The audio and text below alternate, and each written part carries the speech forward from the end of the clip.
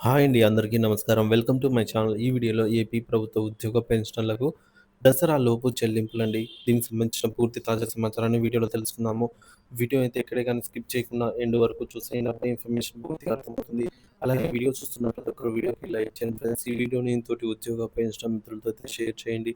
కొత్తగా మన ఛానల్‌ని చూస్తున్న వారు ఇంకెవరైనా సబ్స్క్రైబ్ చేసుకోకుంటే వెంటనే మన ఛానల్‌ని సబ్స్క్రైబ్ చేసుకోండి.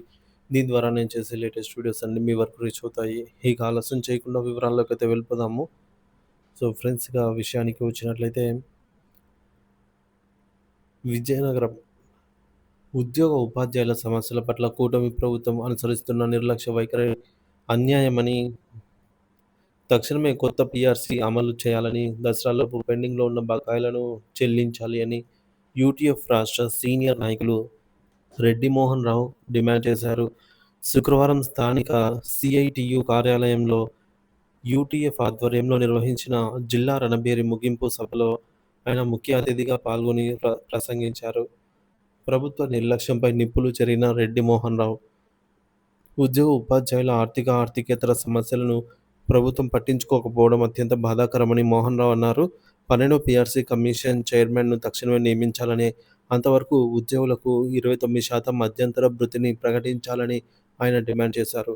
అదేవిధంగా పెండింగ్‌లో ఉన్నటువంటి 4 డీఏలను తక్షణమే విడుదల చేసి విజయదశమి నాటికి ఉద్యోగులను ఆదుకోవాలని అయితే కోరారు. ఉపాధ్యాయులు, ఉద్యోగులు దీర్ఘకాలంగా ఎదుర్కొంటున్న సమస్యల పట్ల ప్రభుత్వం సరైన స్పందన చూపకపోవడం ఉద్యోగ వర్గాల్లో తీవ్ర అసంతృప్తికి దారితీసిందని ఆయన ఆవేదన వ్యక్తం చేశారు. గత ప్రభుత్వాల హయాంలో కూడా ఇటువంటి నిర్లక్ష్యమే కొనసాగిందని, ప్రస్తుత ప్రభుత్వం కూడా అదే బాటలో పయనిస్తోందా అని ఆయన మండిపడ్డారు. పాత పెన్షన్ విధానం అమలుకు డిమాండ్. యూటీఎఫ్ రాష్ట్ర కార్యదర్శి కిషోర్ మాట్లాడుతూ, కేంద్ర ప్రభుత్వం విడుదల చేసిన మెమో 57ను అనుసరించి 2003 డీఎస్సీలో ఎంపికైన ఉపాధ్యాయులకు పాత పెన్షన్ విధానాన్ని అమలు చేయాలని కోరారు. పాత పెన్షన్ విధానం ఉద్యోగుల భవిష్యత్తుకు భరోసా ఇస్తుందని, నూతన పెన్షన్ విధానం ఉద్యోగులకు తీవ్ర నష్టం కలిగిస్తుందని ఆయన అభిప్రాయపడ్డారు. ఈ విషయంలో ప్రభుత్వం సానుకూలంగా స్పందించాలని ఆయన విజ్ఞప్తి చేశారు. ప్రభుత్వానికి అల్టిమేటం. నవంబర్ 25న గుంటూరులో భారీ బహిరంగ సభ.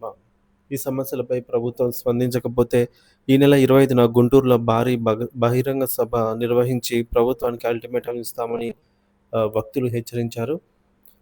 ఉద్యోగ ఉపాధ్యాయుల హక్కుల సాధన యూటీఎఫ్ ఎన్ సో, ఈ యొక్క హక్కుల సాధన కోసం యూటీఎఫ్ ఎంత దూరమైనా వెళ్తుందని స్పష్టం చేశారు. ఈ కార్యక్రమంలో జిల్లా అధ్యక్షురాలు వత్సాయి శ్రీలక్ష్మి, అలాగే ప్రధాన కార్యదర్శి గొంది చిన్నబ్బాయి, అలాగే గౌరవ అధ్యక్షులు పి. వెంకట్రావు సహాధ్యక్షులు రొంగలి అక్కున నాయుడు, సీనియర్ నాయకులు తదితరులు పాల్గొన్నారు. దసరాలోపు డీఏలను ప్రకటించకపోతే నవంబర్ 25న నిర్వహించే బహిరంగ సభ ద్వారా ప్రభుత్వానికి తమ నిరసన తెలియజేస్తామని నాయకులు పునరుద్ఘాటించారు. ఈ సభ ద్వారా ప్రభుత్వానికి తమ డిమాండ్లను స్పష్టం చేసి తక్షణ చర్యలు తీసుకోవాలి అని కోరతామని తెలియజేశారు.